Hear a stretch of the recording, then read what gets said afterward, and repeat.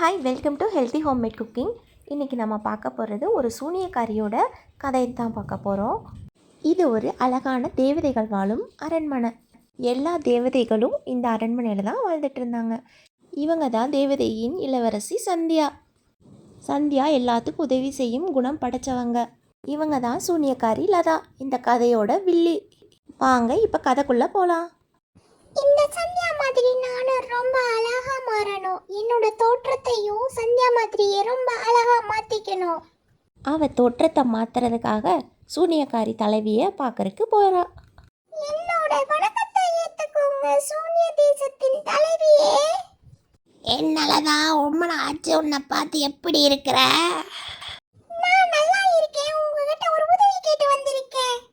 என்கிட்டயா? என்ன உதவி வேணும் உனக்கு? சொல்லு.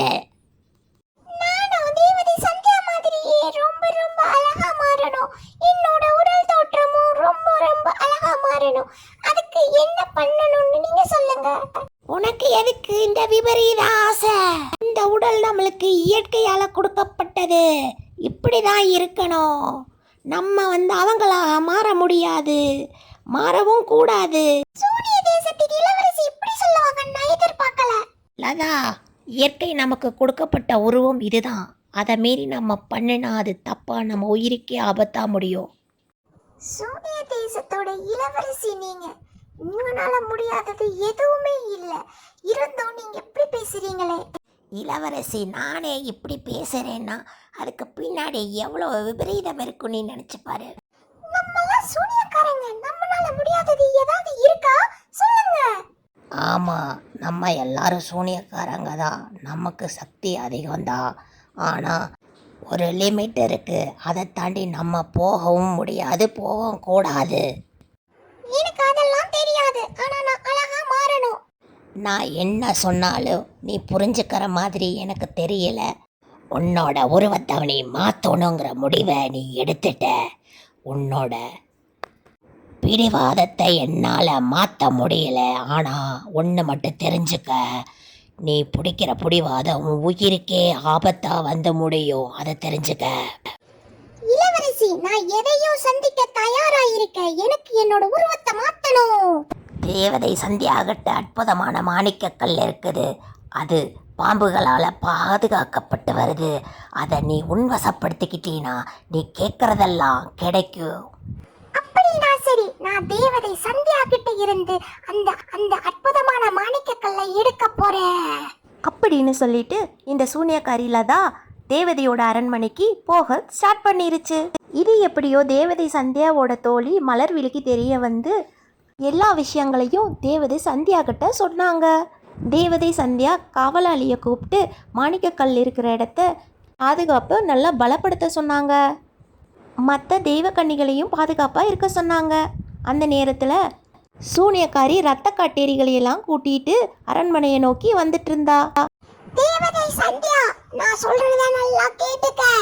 உன்கிட்ட இருக்கிற மாணிக்கக்கல்லை எனக்கு நீ கொடுத்துரு. அது எனக்கு வேணும். எங்கிட்ட இருந்து நீ மாணிக்கக்கல்லை மறைச்சு வைக்கணும்னு ஒரு காலம் நீ நினைக்காத. எனக்கு வேணும், கொடுத்துரு. அந்த சத்தத்தை கேட்டு சந்தியா வெளியே வந்து பார்க்கும்போது, சூனியக்காரியில தான் நீ பண்றது கொஞ்சம் கூட சரியில்லை. அந்த மாணிக்கக்கல் தேவர்களுக்கு மட்டுமே சொந்தமானது. அதை நீ எங்க கிட்ட இருந்து பறிக்கிறது உன் உயிருக்கே அது ஆபத்தா வந்து முடியும். அது எப்படி இருந்தாலும் நான் அந்த கல்லை அடையாம விட மாட்டேன். அது எனக்கு சொந்தமான கல். அந்த மாணிக்க கல்லுனால இன்னும் எனக்கு சக்திகள் இன்னும் ஜாஸ்தியாக போகுது. பார்த்துக்கிட்டே இரு. நான் என்னதான் உனக்கு குழந்தை பிள்ளைக்கு சொன்ன மாதிரி சொன்னாலும் நீ திருந்துற மாதிரி இல்ல.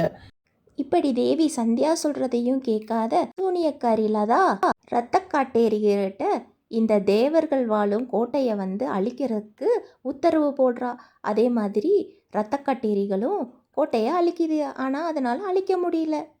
இதை பார்த்த சூனியக்காரி லதாவுக்கு சரியான கோவம். சரி, நானே உன் கோட்டையை அழிக்கிறேன். அந்த கோட்டையை அழிக்கிறதுக்கு நீ என்ன முயற்சி பண்ணாலும் அது முடியாது. ஏன்னா அது தேவர்களால உருவாக்கப்பட்ட கோட்டை. உன்ன மாதிரி சூனியக்காரிகளாலையெல்லாம் அதை அழிக்க முடியாது. இப்படி தேவி சந்தியா சொன்னதை கேட்டதும் சூனியக்காரி லதாவுக்கு சரியான கோவம் வந்துருச்சு.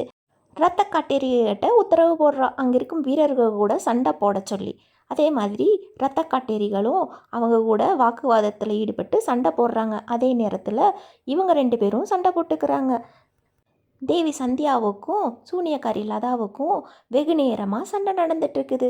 அந்த சண்டையில் சூனியக்காரி லதா தேவி சந்தியாவை தாக்கிடுறா. அதில் தேவி சந்தியா மயக்கம் போட்டு விழுந்துடுறாங்க. இந்த சூனியக்காரி லதா கோட்டைக்குள்ளே அரண்மனைக்குள்ளே போய் எல்லா பக்கமும் தேடி தேடி பார்க்குறா. நானும் சந்தியாவை தாக்கிட்டு அரண்மனைக்குள்ள வந்து தேடிக்கிட்டே இருக்கிறேன். இன்னும் எனக்கு கிடைக்கலையே, எங்கதான் இருக்குது? அப்படின்னு பேசிக்கிட்டே தேடிட்டு இருக்கும்போது ஒரு ரூம்லேருந்து நல்லா வெளிச்சம் வருது. ஜெகஜோதியாக வெளிச்சம் வர்றதை பார்த்துட்டு அந்த ரூமுக்கு அவள் போகிறா. போய் பார்க்கும்போது அங்கே மாணிக்கக்கல் பிரகாசமாக ஜொலிச்சிட்டு இருக்கிறத பார்த்துட்ருக்கா. பார்த்ததும் அவளுக்கு ரொம்ப சந்தோஷமாயிருச்சு. கடைசியில எப்படியோ நான் அற்புதமான மாணிக்கக்கல்ல கண்டுபிடிச்சிட்டேன். இனி எல்லாம் எனக்கு தான் சொந்தம். நான் நினைக்கிறது எல்லாமே நடக்கும். சூனியக்காரி லதா ரொம்ப சந்தோஷமாக அந்த மாணிக்கக்கல்லை கையில் எடுத்து வச்சு ரொம்ப சந்தோஷமாக ஆனந்தத்தோட சிரிச்சிட்டு நின்றுட்டு இருந்தா. அப்போது அந்த மாணிக்கத்தை பாதுகாக்கிற வெள்ளை நகங்கள் அவளை நோக்கி போயிட்டு இருந்தது. அதை பார்த்த உடனே சூனியக்காரி லதாவுக்கு ரொம்ப பயமாயிடுச்சு. அப்போது அந்த வெள்ளை நாகங்கள் அவளை தாக்க தொடங்குச்சு. வெள்ளை நாகமே, என்னை ஒன்றும் செஞ்சிடாத, என்னை விட்டு. நான் இந்த மாணிக்கக்கல்லை உனக்கே கொடுத்துட்றேன். என்னை உயிரோட மட்டும் விட்டா போதும். சூனியக்காரி லதா, தேவலோகத்தில் இருக்கிற நாகமணிக்காக ஆசைப்பட்டு இப்ப நீ உன் உயிரையே இழக்க போற பாரு வெள்ளை நாகத்தினால. இப்ப உன்னோட உயிர் போக போகுது பாரு.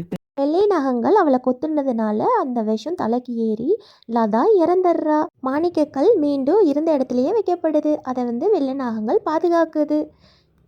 சூனியக்காரி லதாவோட பேராசை பெருநஷ்டமாயிடுச்சு. அவள் கடைசியில் பாம்புனால கொத்தி இறந்து போயிட்டா. இதுலேருந்து உங்களுக்கு என்ன தெரியுது? பேராசை பெருநஷ்டம். எதுக்கும் ஆசைப்படாதீங்க, கிடைக்கிறத வச்சு வாழுங்க.